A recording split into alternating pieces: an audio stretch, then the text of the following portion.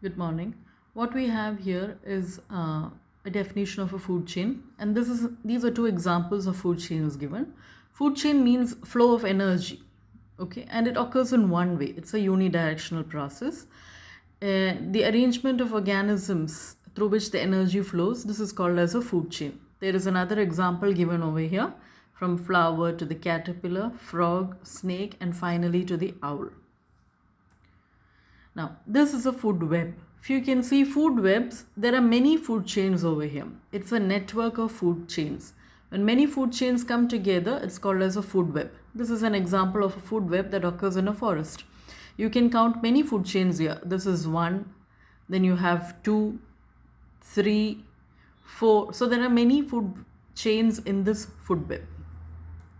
Now, each food chain or food web, there are many different levels of organisms inside the food chain.